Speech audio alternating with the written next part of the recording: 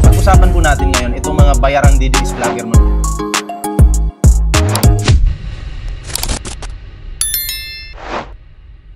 Okay.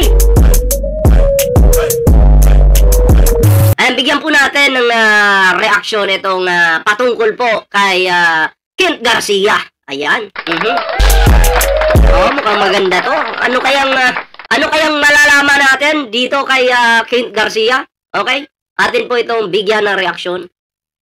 Ayan. Ngayon mga kababayan, alam nyo na kung sino ang nasa likod ni Saldico at sino ang may gawa ng script na yan. Diba? Sabi ko sa inyo eh. Sabi ko sa inyo, sa mga susunod na mga araw, susunod na mga pagpalagay natin buwan, malalaman po natin kung sino talaga ang nasa likod ni Saldico. Dalawa lang naman yan eh. Dalawa lang yan. Posibleng mga Duterte or di kaya si Amy Marcos. Dalawa lang yan. Diba? Posibleng mga Duterte or di kaya si Babalu. Ay, sorry. Amy Marcos.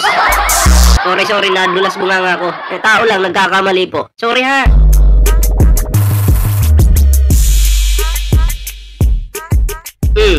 So anyway, bago po tayo magtuloy-tuloy sa ating reaction ngayon, ayan, kung bago pa lang dito sa ating YouTube channel, huwag kalimutang mag-like, share, and subscribe para naman po maging updated kayo sa lahat ng mga uploads natin.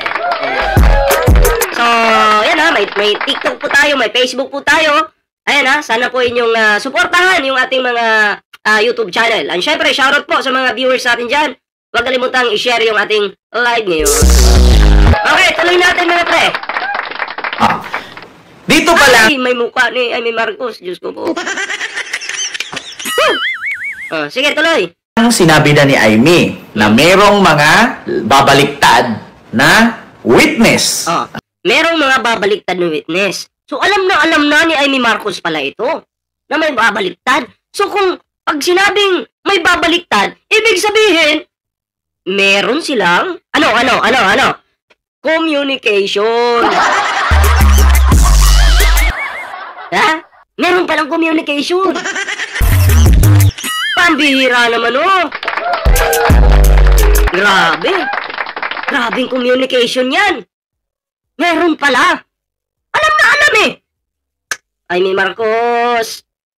Amy. Yung galawan mo, bilis, mabuking.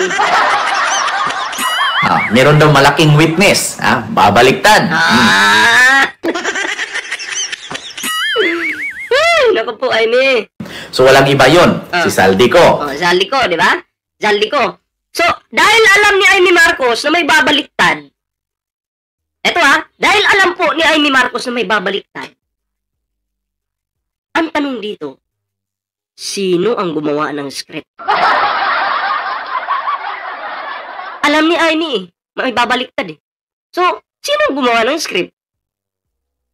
Sino? Sa tingin nyo? Comment nyo nga. Babasahin ko, comment nyo nga. Alam mo naman si Saldico. Hindi po gagawin yan ni Saldico kung wala siyang kapit sa kabila. Imagine ganito, dalawang grupo. Okay?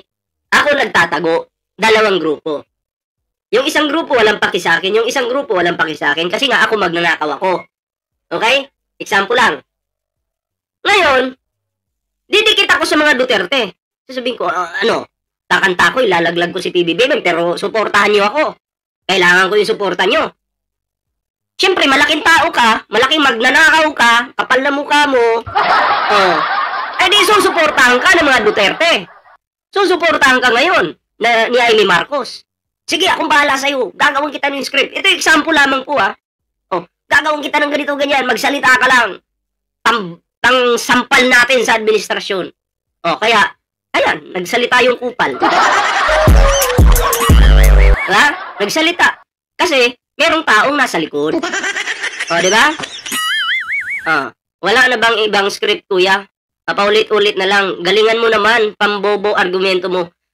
Umay ka, Sus Mariusip. Hindi mo kasi matanggap na yung katalinuhan mo, kabubuhan ko pa lang yan. Diba? Kasi kaya tayo kasi, hindi tayo gumagawa ng sarili nating kwento. Okay? Meron tayong video na binibigyan ng reaksyon at nagbabase tayo dito. Ha? Yun lang. Hindi tayo dagdag bawas. Hindi kami tulad sa inyo na mga bobo. Feeling nyo matalino kayo, pero tingnan nyo. Yung katalinuhan nyo. Kabubuhan ko lang yan. Diba? Kabubuhan ko lang yan. Masakit? Masakit? Masakit ba? Oh, last payout mo na ngayong buwan. Marami na nang nagsabi sa akin yan. YouTube. Grabe ka kasi magbayad sa akin. Ang lakas mo. Ang lakas mo. Grabe. Oh, maraming patay gutom na nagigigil dito ngayon dahil binabayaran mo ako. Ay, nako, tuloy natin. Pangalawa, eto na. Nagsalita na siya. May pasabog si Aimee. Anong sasabog dyan? Ano?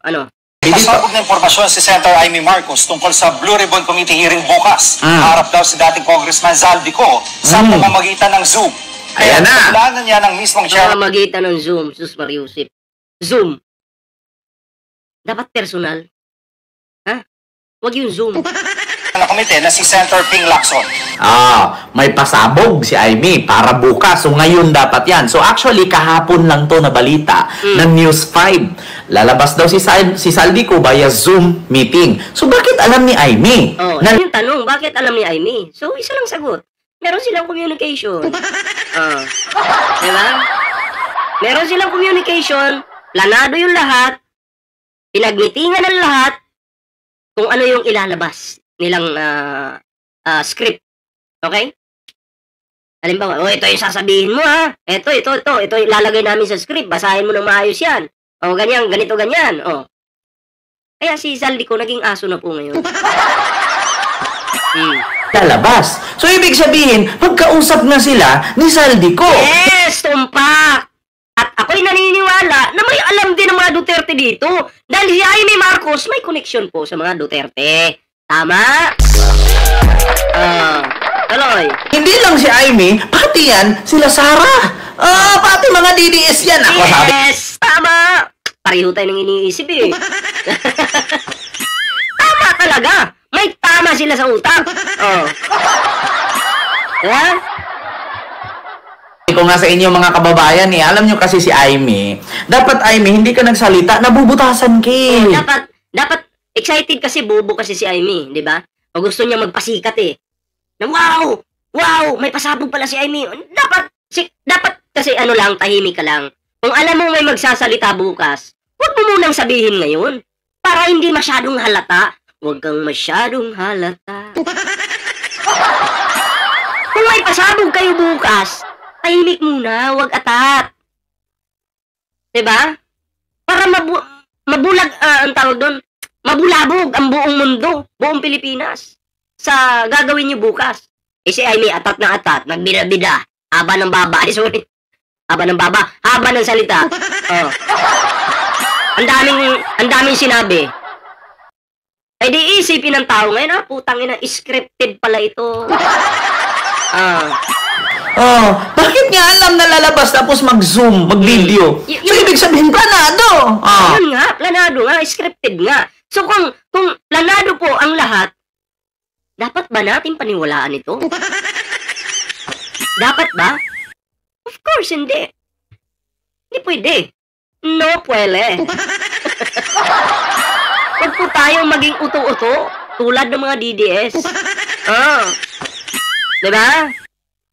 Tuloy natin. Ngayon, so alam ni Aimee na lalabas si Zaldico, so ang isipin ng tao, wala na, scripted. Yes!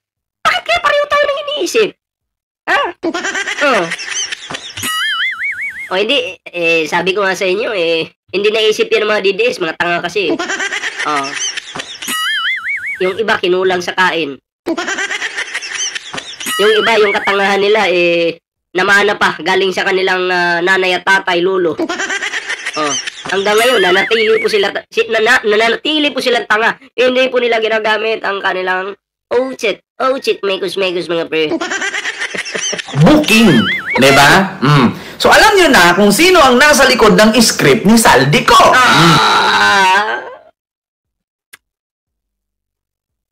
Pwedeng 80% si Amy Marcos talaga, 20% Duterte. So, alam nyo na kung sino yung nasa likod ni Saldico. Okay? So, yan. Kung meron kayong reaksyon sa video ito, comment down below mga pre. Ayan ha. At huwag kalimutan mag-like, share, subscribe sa ating Facebook page at TikTok. Ayan.